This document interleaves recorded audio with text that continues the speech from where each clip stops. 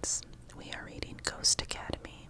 This is book 1, and this is by E.C. Farrell. Chapter 1.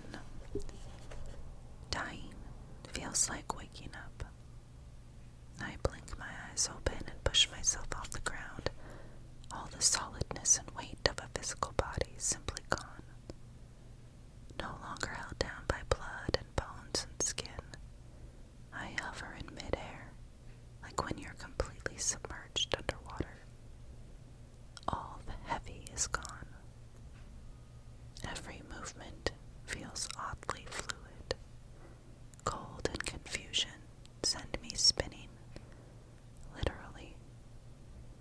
I don't recognize this field with its tall grass and fallen fence lit by a fat yellow moon. I don't recognize the mountains surrounding me. I don't remember why I'm here. I don't remember where here is. And most terrifying of all, I don't remember who I am.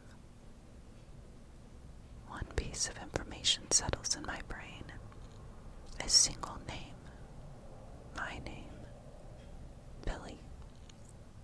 Billy who? I can't remember what I look like, much less how I died. This lack of memory is almost as jarring as the fact that I'm dead in the first place. Kind of a dumb point to get hung up on, all things considered.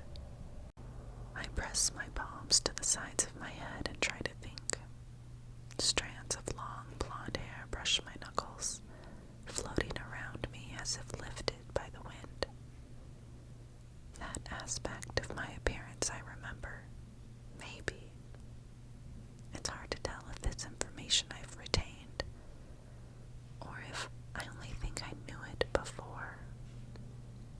I definitely don't remember anything else about how I look. I sweep my gaze down and take in my battered jeans, hiking boots, and teal jean jacket. They all shine with a faint light, and I can see straight through all of this, right to the grass beneath me. With a shiver, I squeeze my eyes shut and try to focus on the next thing. Maybe the body I left behind is close by. With a wince and a healthy load of dread, I scan the field but see nothing. I'm only half relieved. This doesn't make any sense. Then again, I don't know much about death. I don't think. Did I have beliefs about the afterlife when I was alive? I can't remember that either. This confusion only intensifies the feeling that at any minute I might get sucked away by some unseen force. It's a little like shooting down a slide, gravity pulling you toward the pebbles at the bottom. I chuckle at the thought. Hopefully, I won't be headed in that direction. At least not if down means the bad place. Then again, I don't remember what kind of person I was when I was alive. So I guess it's possible I shouldn't expect any rewards. A roar splinters the quiet around me. I cover my ears. It's a combination of sorrow and rage all twisted together like a horrible, mournful tornado. Something about it sounds familiar, but again I can't remember why. I sink under the weight of its despair, cringing as a thick shadow tumbles across the field. Its presence saps all life out of the air.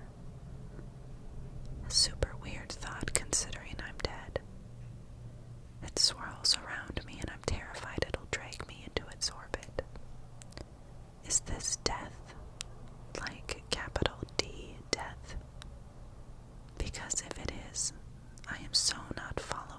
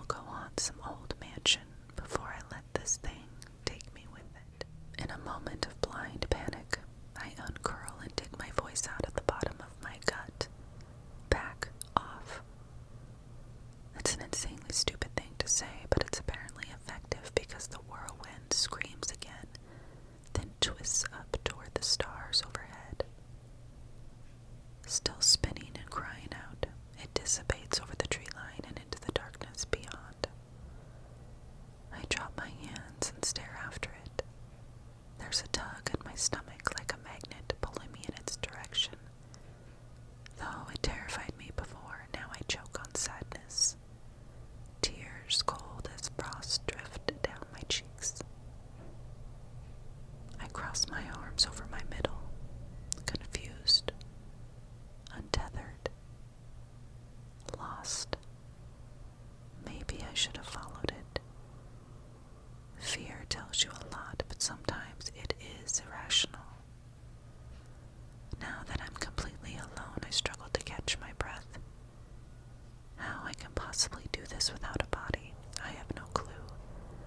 But either way, it has the same effect as hyperventilating would on a living person. My head spins. I'm dead. I'm alone. I don't know who I am. A soft voice from behind cuts off my thoughts. Billie Jean Martin. With a gasp, I spin around to face two men, both slightly translucent and shining, both in their upper teens like me. The older of the pair, a black-haired dude wearing a sweater vest, is smiling at me. It's the kind of look you give someone you know will run if you make a sudden movement. The other guy doesn't look at me at all. He jiggles his hands in his pockets of his jeans, staring after that tornado thing. He's a total boy next door type. Wispy strands of hair fall over his brows and the collar of his flannel shirt is popped up to his chin. A flush of red stains his cheeks, almost like he's been standing out in the cold for far too long. I may be dead, but apparently my metaphorical heart still works because I'm definitely feeling something fluttering in my chest. That something twists at the sight of faint red lines spreading out around his eyes, though. They stand out in sharp contrast to his bronze skin. Neither are familiar, but then again, not much else is either. Except for that last name, Martin. Like my first name, it feels right, familiar. But why does this dude know it? I wrinkle my brow at them. Who are you? I'm Kazuha, the older boy says, but you can call me Kaz. I'm your ghost guide to help you figure out the afterlife. And this is Rafe, also new to the realm of the dead. I just picked him up from Blakemore Academy.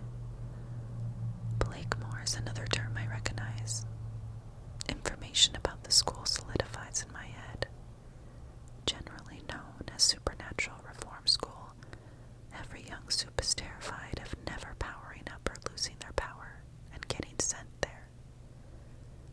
Though it's meant to help, I know I've never heard of it fixing any broken soups. Why do I remember this piddling factoid but nothing specific about my life? It's obnoxious and infuriating. No point in dwelling on that at the moment, though, so I frown at Rafe as Kaz grips his shoulder. This doesn't jar Rafe out of his trance. He's still staring over my shoulder at the forest. I glance again in that direction, a prickle along my neck, but there's no sign of whatever the heck that entity was. It screams echo in my head, and I shiver. I swallow a sob I can't explain, then turn back to the guys. Well, that's a relief. I thought that freaky thing was my guide, and I was so not on board. I jerk my thumb at the tree line. Kaz frowns. I don't blame you. What was it? Rafe asks. I point at him. I'm glad I'm not the only one with this question, because I have an overabundance of them. I'm sure you do, Kaz says.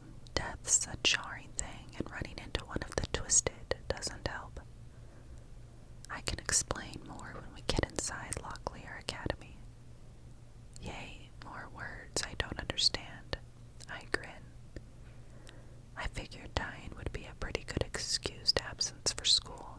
Now you're telling me I have to go to an academy. What does that even mean? Is that like a boarding school? Will I have to wear one of those little plaid skirts?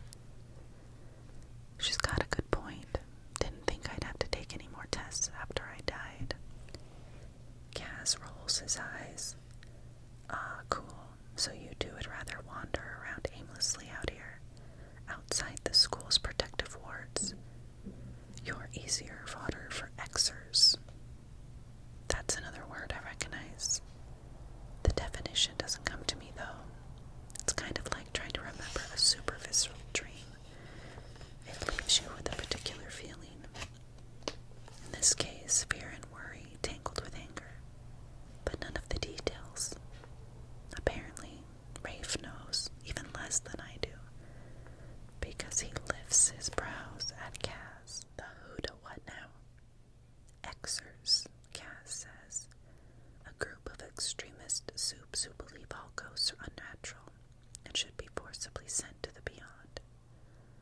Locklear Academy exists to protect those of us still stuck on this side and help us move on without getting twisted. Unfinished business, final steps, that kind of thing. I wince. How do they forcibly send a ghost to the beyond? Kaz grimaces. Like I said, I can explain more when we get to Locklear. Xers are also pretty good at tracking ghosts outside of Academy grounds. So unless we want to end up twisted too, we need to get going. We'll be safe once we're inside the wards. Shivering slightly, I scan the field looking for attackers hiding in bushes or trees. As if running into that twisted ghost thing didn't freak me out enough. Now I have to worry about a bunch of soups trying to decide my fate for me. Lovely. Guess there won't be any resting in peace for a while. Kaz looks around the field as well, then frowns. Now I know this is a hard question, but do you know where your body is? I tug the sides of my jacket further over my chest and try to think. My thoughts ram into the barrier between me and my memories. Gritting my teeth, I close my eyes, straining until my temples and the back of my neck pulse with pain. Finally, I sigh and squint at the two boys. No, I seem to have misplaced it. I do that all the time, Rafe says, shifting between his feet. It's a real problem. A laugh lifts some of the weight off my shoulders. Whatever I believed about ghosts before I became one, I'm pretty sure I didn't expect there to be so much humor. Maybe some harps and wings or something. The dark look on Kaz's face, however, makes my already floaty stomach bob like a balloon. I twist one of the buttons on my jacket. Don't make me panic or anything, Kaz. His brow buckles. Sorry, it's really not that unusual. We don't know exactly where Rafe's body